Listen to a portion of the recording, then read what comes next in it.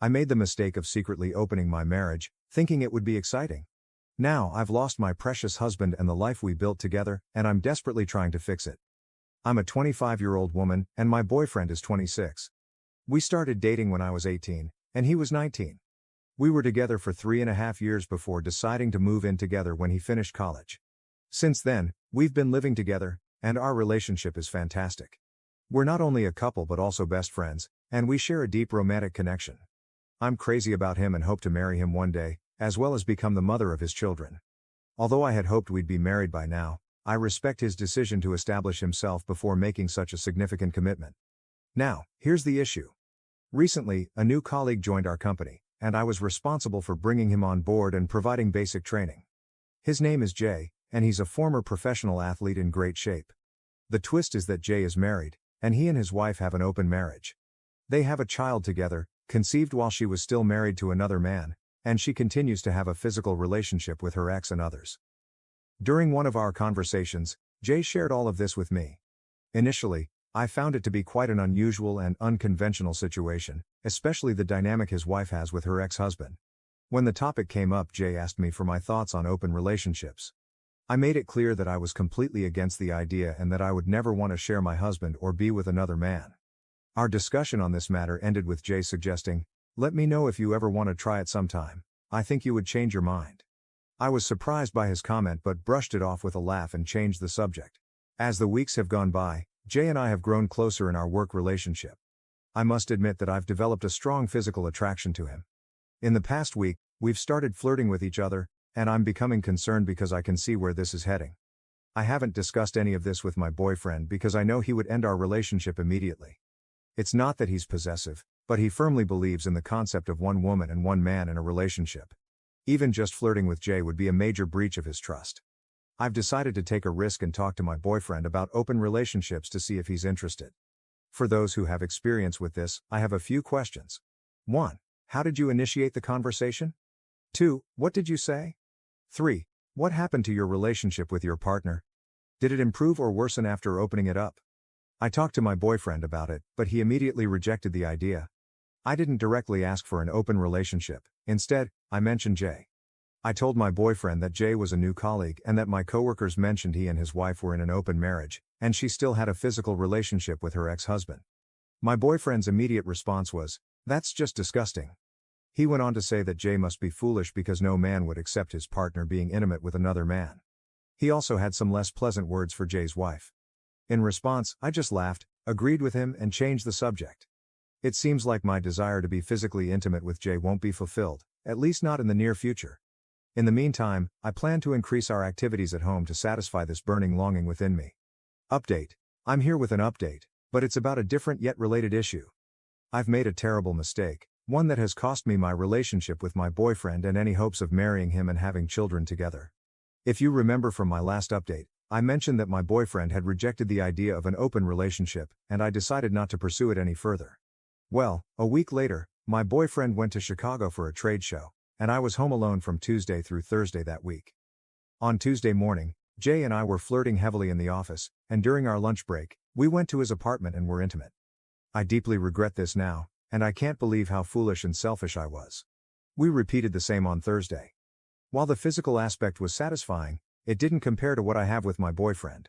Jay has an attractive physique, but he couldn't match the emotional connection I have with my boyfriend, so our encounters felt empty. After our meeting on Thursday, I had planned to make it our last, but I didn't want to hurt Jay's feelings, so I didn't say anything. That day, on a different note, I was shocked by the way Jay and his wife live. Their apartment is packed with exercise equipment, and it's in disarray, with clothes scattered everywhere and things out of place. My boyfriend and I are quite tidy, so this really bothered me and somewhat detracted from the experience. Sorry for going off topic, but I needed to get that off my chest. It really bothered me. Moving on to Thursday. My relationship with my boyfriend and my hopes for a happy life took an abrupt turn when I arrived home. My boyfriend was already there, and I could sense something was wrong. He was standing by the door, wearing his coat and holding his car keys. I was excited to see him and tried to kiss and hug him, but he kept me at arm's length with his hand. Then he said something that shattered me. He told me he had been contacted on social media by Jay's wife, who asked if he would like to meet up and possibly go on a date since Jay and I were now involved physically. They had a call, and she spilled all the details about my relationship with Jay. Apparently, she and Jay enjoy being with other couples, which is their biggest turn-on. Hearing this news left me breathless, and I felt like I might faint, so I had to sit down. I immediately began explaining and apologizing, but he simply said, "Be quiet." Then he handed me a document, an eviction notice that he created himself using an online template and intended to file legally. He informed me that I had 30 days to move out before he initiated legal proceedings. In the meantime, he mentioned that he would be staying with his parents and instructed me not to contact him. I couldn't hold back the tears and made another attempt to reach out to him, but he kept his distance. After that, he rushed out the door, down the parking lot, and drove away quickly. I tried to catch up with him, but he was too fast. For the next 3 hours, I attempted to contact him, but he didn't respond. I then called his mom to inquire if he was with her. She confirmed that he was but said he couldn't speak. When I asked if I could come over, she firmly declined, stating that I was no longer welcome there. Hearing her words tore me apart. I tried to explain that I had made a terrible mistake and would never hurt him again, but she responded with simple acknowledgments like, "Okay, and yeah," and asked if I had anything else to say. When I declined her invitation, she simply said, "Take care and have a nice life," before hanging up on me. I felt miserable throughout the night and kept sending texts to my boyfriend, some of which now seem crazy when I look back on them. Among other things, I repeatedly apologized, professed my love for him, and emphasized that he was the only one I loved. I also sent him a text where I stated that the physical relationship with Jay meant nothing, that it was just a foolish experiment, and that he was far superior. It might not have been the best thing to say, but it was true. I thought maybe boosting his ego would make him break down and reach out to me, but it didn't. The following day, I drove to his office, although I didn't enter the building. Instead, I sent him a text letting him know that I was waiting outside in the parking lot and intended to stay there all day because I wanted to talk to him. He didn't respond, but around 11 a.m., I spotted him walking toward my car. Seeing his handsome face approaching brought tears to my eyes, as I love this man deeply. I hoped he would come to my side, pull me out of the car, and start hugging and kissing me. But instead, he walked around to the passenger side and got in. We spent the next hour talking, and he allowed me to express myself without interruption. Once I had poured out all my thoughts and feelings, he calmly stated that cheating was a deal breaker for him, and our relationship was effectively over. He expressed a desire to maintain a civil tone but made it clear that he wanted no further involvement with me. Despite my continuous pleas for a second chance, he remained resolute. As our conversation neared its end, I inquired, "Where will I go when I move out?" I knew I couldn't afford an apartment on my own in the metropolitan area. In response, he told me that I would have to figure that out, but he assured me he would provide a check equivalent to his share of our expenses for 1 month to help me get started in a new place. Despite my attempts to beg and plead, he repeatedly responded with a firm no. When I had run out of things to say, I asked if I could kiss and hug him. He agreed to a hug but declined the kiss. We embraced for a good 10 minutes before he gently pulled away. Afterward, he returned to his office, leaving me in tears and berating myself for the next hour. I'm back with a new set of questions. This time, as someone deeply remorseful for cheating, is there hope for my relationship? Are there steps I can take to rebuild my boyfriend's trust in me? I want to emphasize that this was a one-time mistake, and I'm desperate to hear from women who have faced similar situations, especially if you manage to salvage your relationships. I'm willing to do whatever it takes to win him back because I'm struggling without him. I want to express my gratitude for the responses I've received so far and any future responses to this post. Sharing this with someone has provided me with tremendous relief. I'm so ashamed of my actions that I can't bring myself to discuss them with anyone I know. Having this community to message with has truly been a lifeline. Thank you from the bottom of my heart. Once again, update. It's been a while, and many of you have messaged me asking for an update on my relationship. I'm sad to announce that my boyfriend and I have officially broken up. Despite my weeks of pleading for another chance, I came to realize that he wasn't going to change his mind. I ended up quitting my job and relocating to my hometown. I'm temporarily staying with my parents until I can regain my footing. I couldn't afford to live in the city on my own, and I wanted to avoid working at the same company as Jay, so I decided to uproot myself and return home. I deeply regret that he found out. Now, I feel like he has ruined my life. Yes, I understand that I can start over, but it's an incredibly challenging process. Finding a man might be easy, but finding an amazing man like my ex-boyfriend is exceptionally difficult. My grandma used to tell me that discovering a great man is like finding a diamond in a coal mine. She emphasized that if you ever find one, you should hold on to it and cherish it forever. She told me numerous times that she believed my boyfriend was a diamond and I was one of the lucky ones. It turns out she was absolutely right. Regarding my ex-boyfriend, he appears to be doing well without me. He's thriving in his job, and he has never attempted to contact me. I sent several texts during the holidays, but he never responded, so I eventually gave up. I'm currently struggling with depression, but I recently started individual counseling, and it's proving to be quite helpful. I want to address something here in response to some of the negativity within this community. The notion that once a cheater, always a cheater, doesn't hold true for everyone, and it certainly doesn't apply to me. I can assure you that I will never cheat on a partner again. You can take my word for it. Additionally, my counselor mentioned that many individuals who cheat typically don't repeat their actions. So there you have a professional perspective on it. To those who've been supportive, thank you very much. Except for the haters. Story 2, I'm a 22-year-old female, and I want to get my 25-year-old boyfriend back. To summarize, I accidentally cheated on him, and I'm feeling really guilty and upset that my friends told him about it. I need help figuring out what to say to him. A few days ago, I made a mistake in my relationship with my boyfriend of 2 years. I can't handle the guilt anymore. I used to believe he was the love of my life, and part of me still does. Our relationship had started to feel a bit stagnant. We went on dates, he bought me things, but I started to feel less important. There was a lack of spontaneity, if you know what I mean. I talked to him about it, hoping we could resolve things. Then one night, my friends and I went out, and I was having a great time. We were dancing, and a group of guys started dancing with us. I felt a bit overwhelmed because I wasn't used to being so close to other guys. However, I made sure none of them got too close from behind, so I thought it was fine. After dancing, a few of us sat down and started talking. There was one guy I was chatting with who was cute and friendly. He asked for my number, and I gave him a fake one. Some guys can be persistent, so I left it at that and moved away from him. Then another guy from the group approached me and noticed I wasn't mingling as freely as my friends. We started talking, and he mentioned that he had recently ended a long-term relationship. I should have stopped there, but I couldn't resist asking him what had happened with his ex. He explained their relationship had become dull and routine, lacking excitement. Curiously, I shared that I felt the same way and asked why he didn't stay with her. He revealed that he enjoyed the freedom of meeting other women without any attachments or commitments. We continued talking for the rest of the night until my friends and I decided to leave. Before parting ways, he gave me his phone number. On the ride to my friend's house, I texted him and said I'd get an Uber and go home. However, instead, I went to his house. It was a nice place, with his own home and a fancy car in the driveway. When I entered, we continued our conversation, and eventually, we started kissing and ended up having sex. Afterward, I cuddled with him and was about to leave, but we began kissing again, leading to another round of intimacy. I fell asleep in his bed. The next morning, panic set in because I hadn't intended to spend the night. My boyfriend tried calling and texting me, but I didn't respond. Some of my friends texted and even called my dad to check if I was okay. Eventually, I left his place and called my dad to reassure him that I was fine, claiming that my phone had run out of battery. When I arrived at our place, my boyfriend inquired about my well-being. Confused about what to say, I simply mentioned that I had gone to a friend's house after our outing and dozed off there. After taking a shower, my emotions overwhelmed me, and I began to cry.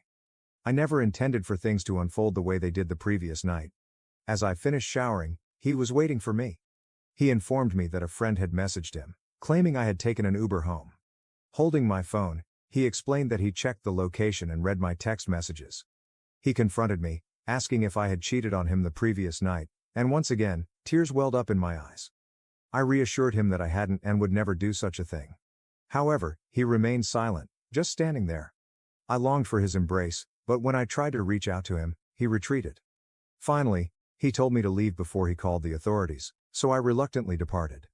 It's been a few days since then, and I'm desperate to have him back. He meant everything to me. I've been struggling to eat, sleep, and I've even skipped my classes. I've also distanced myself from my friends, feeling that they played a role in ruining my relationship. It's disheartening that one mistake has led to this outcome. Has anyone gone through a similar situation? Is there anything I can say or do to win him back or make amends?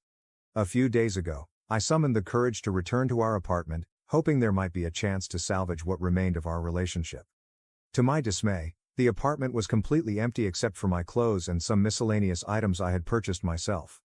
It felt like walking into a scene from a horror movie. The place was devoid of warmth, filled with emptiness and dampness. Everything that held our shared memories, from carefully chosen furniture to cherished moments, had vanished. It was as if he had wiped away all traces of himself from our home. Literally every possession of his had disappeared. The furniture, appliances, even my laptop, a gift from him, and the food he had stocked in the fridge, all gone. The apartment had been stripped down to its bare essentials. The only thing left in the fridge was a bag of pretzels that I had bought for myself. He had taken everything he had brought when we first moved in together. I was overcome with panic and tried calling him, but he didn't answer.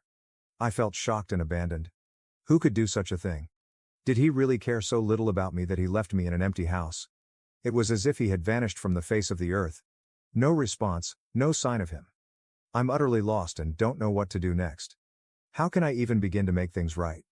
Is this situation even legal? We both signed the lease, so shouldn't I have been informed if he was breaking the lease? And what about my laptop? I was the primary user, and all my files were on it. I need to recover them as well. Does anyone have any advice to offer? Update: I reached out to my ex using a different phone number. He informed me that he's finished with our relationship and has already relocated. He advised me not to search for him. While he hasn't officially terminated the lease, he has no intention of renewing it in May. He remained adamant about keeping the laptop, claiming it was legally his since he had the receipt. When I explained that I only required it to copy my files, he mentioned that he had formatted it and wiped all data, just as he had erased me from his life. So, what steps should I take next? You might not like me after hearing my story, but remember, you're here for a tale of revenge. I'm currently a 36-year-old guy.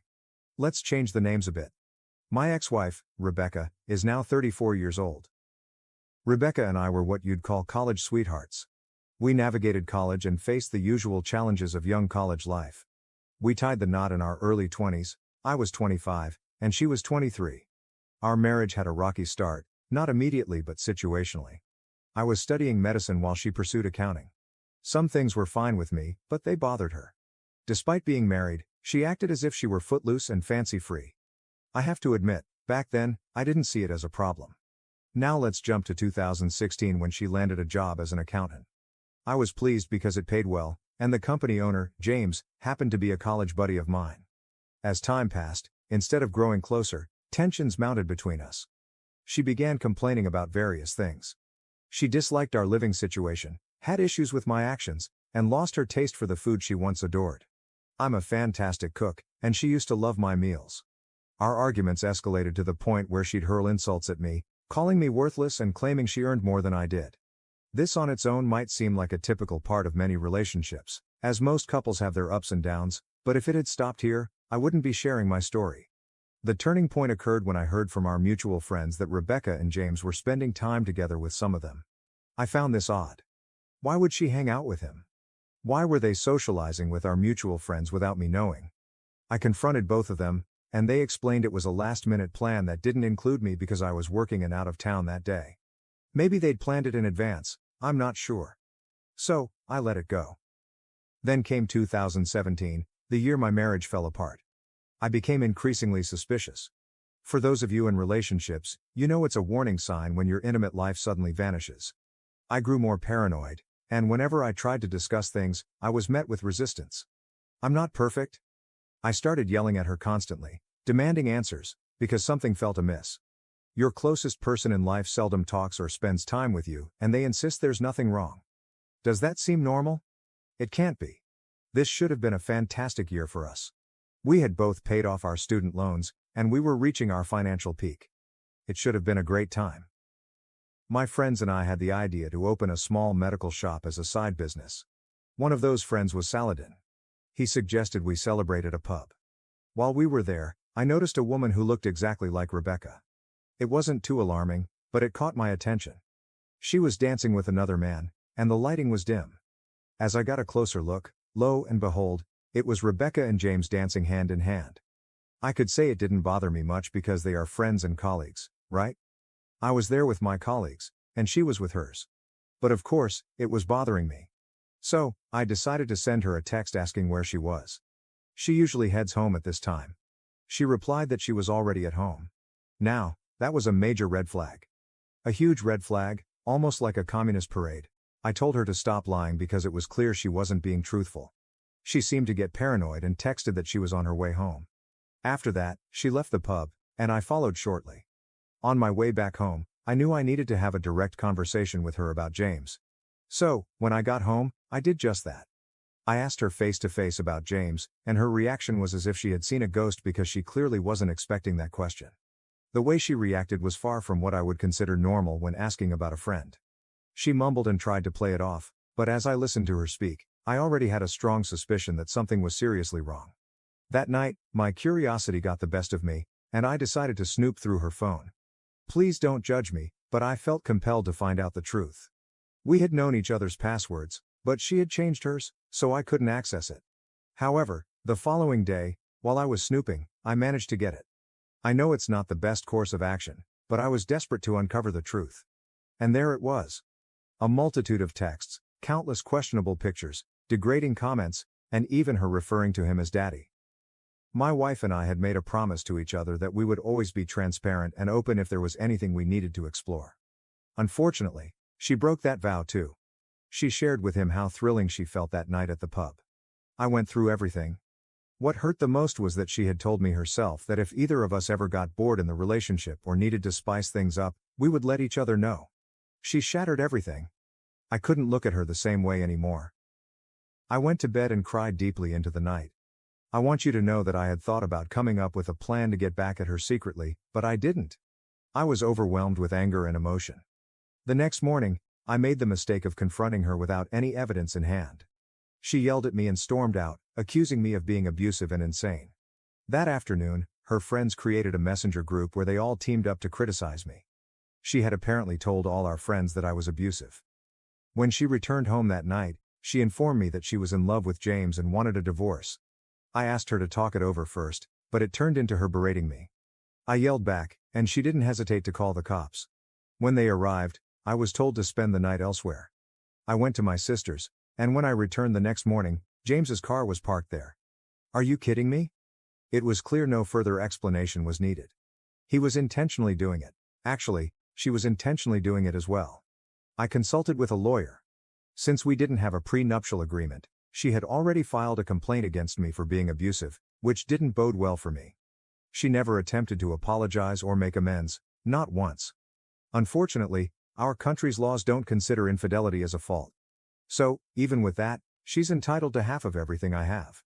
But her complaint could lead to a lawsuit against me. A few days later, I was fortunate to stay at my sister's house for the time being. I tried reaching out to Rebecca, but she wouldn't respond to me. Then she contacted me and suggested we get a divorce. That's it. After 12 years of being in a relationship and 4 years of marriage, she ended it with a text. To make matters worse, I was convinced that James was taking my place. The first time I saw her after that, she handed me the divorce papers. Everyone in our friend circle believed that I was an offender, and James was seen as her savior. They thought she did the right thing by cheating on me. We were officially divorced at the beginning of 2018. She was openly dating James during our divorce as he became her life, and she was doing much better without me. I lost my job, my house, my reputation, and some of our mutual friends, all because of her affair and lies. I had to relocate to a different city to start fresh. Saladin played a significant role in helping me with this fresh start. He secured me a job that paid decently, although it was nothing like my previous one. But it was better than other alternatives. As I worked hard to rebuild my life, Saladin and I became even closer friends. My dating life was essentially over because I found it difficult to trust anyone. There was no communication between Rebecca and me, and the last I heard was that she had moved in with James, and they were doing well. Fast forward to the end of 2020, my life was actually improving.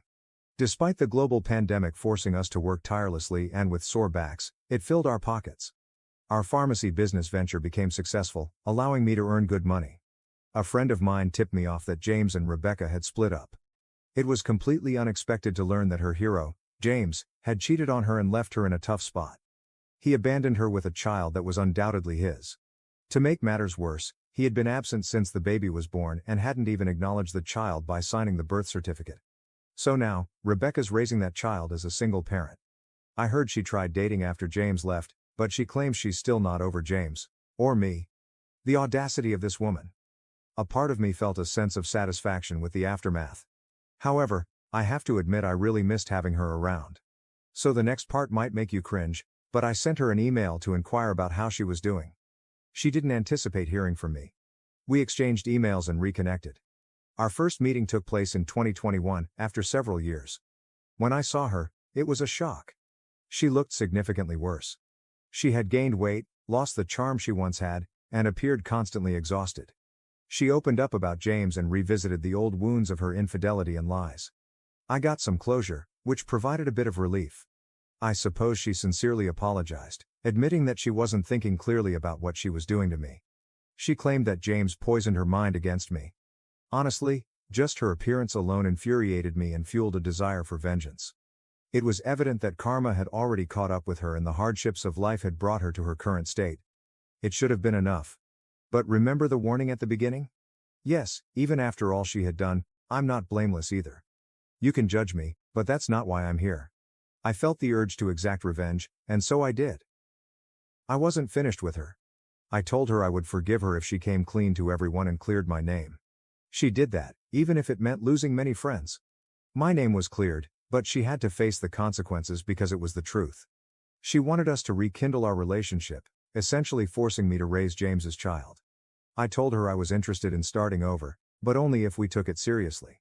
That meant we needed to start dating again and seriously consider marriage first. Only then would I consider legally adopting her child. I have to admit, the little guy was adorable, and I had grown fond of him. Here's the ugly truth, I was already seeing someone else. It's safe to say I was cheating on that woman with Rebecca. She was a client of mine from another country. We were in a long-distance relationship, so we were dating, but it wasn't entirely exclusive, if that makes sense. Her name is Lisa. Lisa was Saladin's cousin. I had already informed her about what had happened beforehand. She was initially against my revenge plan and uncomfortable with assisting me in my intense request, but I managed to persuade her to help me. She understood that I needed to go through with it. Rebecca and I were residing in different cities, so I never moved in with her. However, I played it cool by claiming I needed to travel extensively for business, so I was unintentionally raising Rebecca's hopes, only to later disappoint her, much like she had done to me. Oh, the unfortunate part is that we were physically intimate, but we used protection. Rebecca genuinely believed she had found love again. I encouraged her to seek therapy to address her issues. Everyone noticed how much better and happier she seemed now that she was with me. She would frequently express gratitude for her good fortune, always followed by apologies directed at me. She started doing things for me that she used to do when we were married and deeply in love. Trust me when I say I had a lot of emotions tied to this woman. I reconsidered my revenge plan and started having doubts about breaking her heart the way I had fantasized. It would be terrible, the kind of trauma that sticks with someone for life. But then I remembered what she had done to me when we were married, when we had made vows that she broke. James may be an awful person, but she willingly chose to betray me. She never thought twice about breaking my heart, so why should I hesitate to think about hers? So I decided to proceed with my plan. Her birthday was approaching last October, and lockdown restrictions had eased up. Someone important to me, Lisa, was in my city. As a birthday gift, I invited Rebecca to go ring shopping. She chose her favorite ring, and I had it wrapped. She was overjoyed.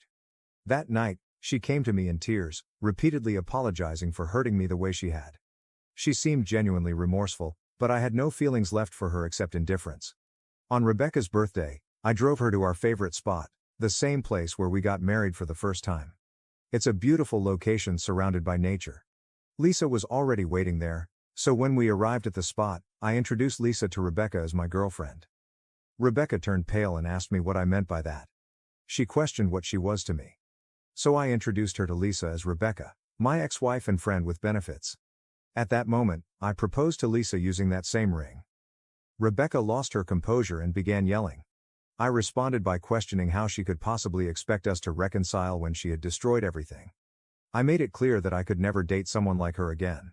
She kept asking if everything we had meant nothing, and my response was a resounding no. Our last moments together were merely a form of closure. I helped her confront the pain she had caused me. Lisa was holding me back, concerned about Rebecca's suffering. I firmly insisted that Rebecca needed to leave, and eventually, she did.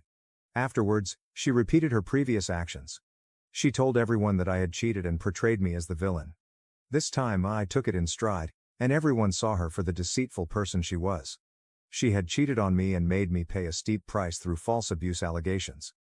And now, she expected me to raise her child from her affair partner as my own and date her.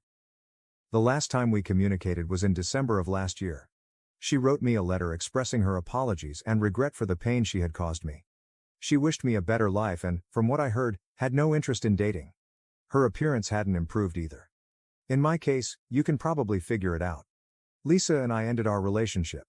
There were other issues between us, not just what happened. Some people claim that I'm worse than my ex. Could you please specify how I'm worse than her? I loved her, and she cheated on me, resulting in me losing my home, my job, my reputation, and my friends. I behaved poorly towards everyone. I gave her a taste of her own medicine, yes, by hurting someone else. But am I now worse than her? I might have emotionally hurt her, but that's what she did to me. I'm not seeking judgment. I'm sharing my revenge story, and this is what you call nuclear revenge.